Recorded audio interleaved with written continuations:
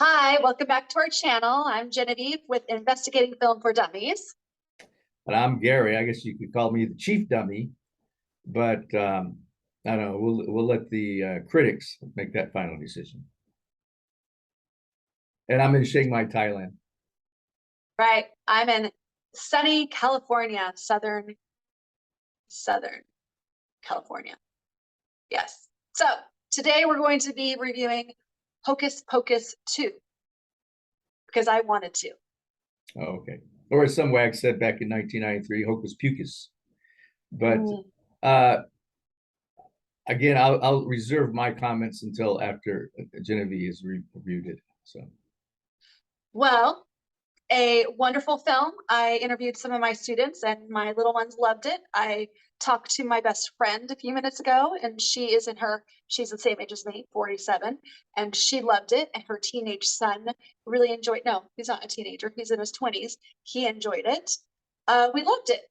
Better than the first one. Family film, family fun, Halloweeny. Well, not Halloweeny, it is Halloween set during Halloween.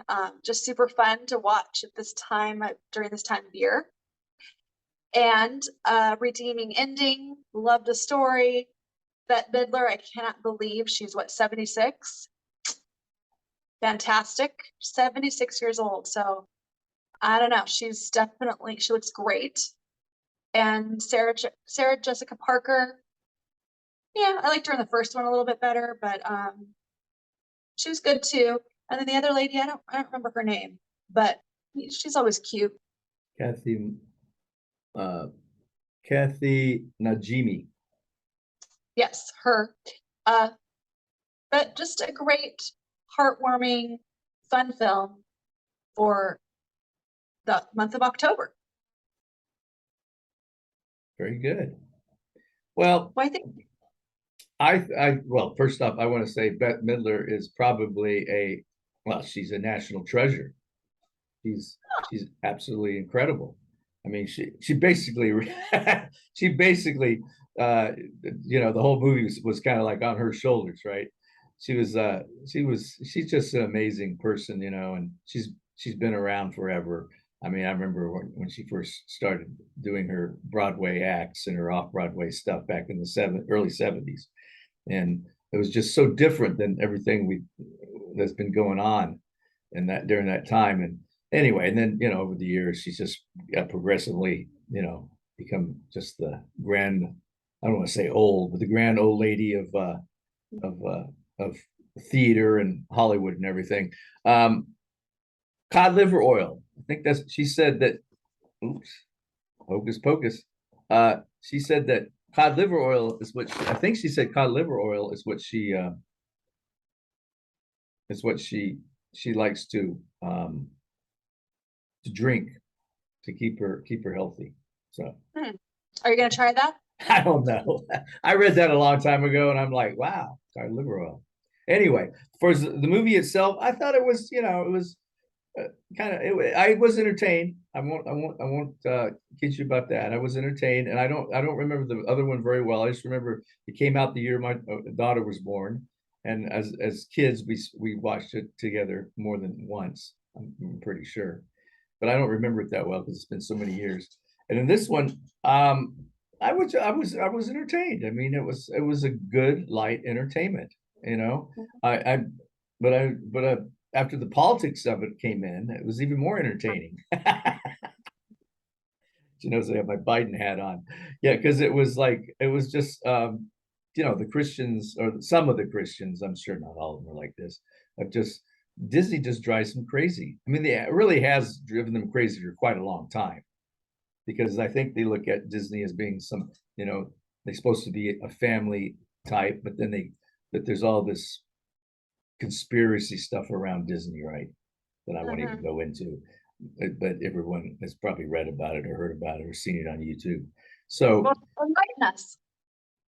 Enlighten you on the conspiracies? I don't know. Well, one of the most famous, of course, is that in all the animated we're talking about the old ones with Walt Disney produced and supervised himself, like Fantasia and Snow White, all these big ones. that, you know, they always like the artists would always insert these sexual, you know, images in their artwork. You know, either against Disney's will, or, you know, who knows. And then sometimes Disney would catch it and other times he wouldn't. But anyway, so people have produced all kind of videos and stuff about this stuff, all the subliminal imagery that goes on within Disney itself. So that's always there underlying these crazy Christians. And then of course, then they see, you know, then they see this witch thing, and, you know, and it just makes them nuts, I guess. Yeah. And you know, they won't let their kids watch a Disney movie. Now, as far as I was concerned, I mean, it's just you know, it was a silly little story about the Sanderson sisters. Right. And which brings us to the Sanderson sisters. You know, you got Bette Midler, you know, national treasure. Sarah Jessica Parker, you know, I don't know, national treasure, but my God, she's done everything. Sex in the City, the original Annie on Broadway. Right. You know, she's just been around forever. Married to Matthew Broderick, right? She's just like, and then you've got, what's her name again? Kathy. We don't know her name. Well, here's the funny part. She's from San Diego. Oh. She's from San Diego. So she's and I said, well, maybe the one who originally did it died. So I looked it up. No, it's the same lady. She actually looks pretty young still, right? And she hasn't really changed that much. And her, I don't know what other things she's done. She's done a lot of stuff though, you know, TV and everything. That I'm not familiar with, but she's done stuff. But this is probably her most famous part, right? I'm so sorry with the dog. Yeah, Hocus Pocus. So hold on 1 second. Okay. And anyway, ladies and gentlemen, Hocus Pocus. No, I thought was a very entertaining film. So yeah. Anyway, there's Chad. So anyway, yes, so fun film. If you want to just turn off your brain for a little bit and you like Halloween themed movies that are not necessarily, I mean, it's not scary, then watch Hocus Pocus too. Yeah. Well, I interviewed some 7-year-olds and asked them if they thought it was scary, and they did not. So no, it's not a scary movie, and it actually ended on a kind of an shouldn't say that, upbeat note. Of course, it's Disney. It should always end on an upbeat. Will the Sanderson sisters come back? We don't know. We don't know. So maybe put it. Like they'd have to do another one pretty quickly. They can't wait 20 more years. Poor Bette. Yeah, I wanted them to do more music, right? Do a couple more stage numbers, or they should just take this to Broadway and do it on Broadway with Bette Midler, right? I mean, they could use any number of great talents, but Bette Midler is just amazing. I thought it was interesting was the young girl who played her as a. I liked the way she was trying to imitate Bette Midler, you know, with all these little things. You know, she was semi-successful, I thought, right? I would love to have seen Bette Midler giving her some coaching on how to do the character. And I kind of looked up some of, like, Tony Hale. I really liked the mayor. I thought he was, and I said, oh yeah, I've seen this guy before. It turns out he was in Arrested Development. He got an Emmy for that. Best supporting comic actor or something like that. And then the other one's Doug Jones, who plays the zombie or whatever it is, the thing from the grave, his little boyfriend.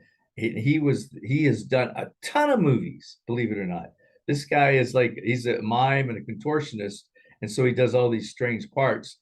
And he did the creature in The Shape of Water with Benicio del Toro, you know, where that got the best picture of the year. So I mean, this guy has got a lot of street cred, I guess you'd say, for that kind of part, right? You know, it's strange. So I'll be paying attention to Doug Jones a little bit more now. And I you know, unless we had done this little show, I wouldn't even have looked him up. You know, I just thought, oh, that's kind of interesting. I don't know who that guy is, but you know, it's okay. It's a good actor, right? Interesting part. And then I looked him up and I went, wow, this guy's been around, right? I like The Shape of Water. That was one reason I mentioned that. Yeah. And I didn't realize he played the creature. But other than that, I thought Hocus Pocus 2 was I don't know if it was better. I know that you said it was better than the original, and the critics seem to agree that it was better than the original. I think the original stands like at 40% on Roasted Tomatoes, Mhm. and Not roasted tomatoes, rotten tomatoes. right, but they spent a lot of time roasting. You're Ah, roasted if you end up in the anything anywhere below 60%, right? And I think this one got 61%. So okay. I usually say if it hits 75%, oh, that's definitely one I would like to see. If it's Mhm. below that, I'm like, it has to be good actors, an interesting story, things like that to get me to go see it. Um, but if it's like something that, hits that low level, I probably will wait till it's on, Netflix or streaming service or something like that. Yeah. But even some good ones I won't see until it hits those streaming services for whatever reason. Usually it's because it's a story I'm not that fascinated by, or the or production I'm not that fascinated by, or the actors I'm not really into. So, that's why I won't go out to the theater to see something like that. But that's me. So, Hocus Pocus 2, I guess we both give it a thumbs up. Yep.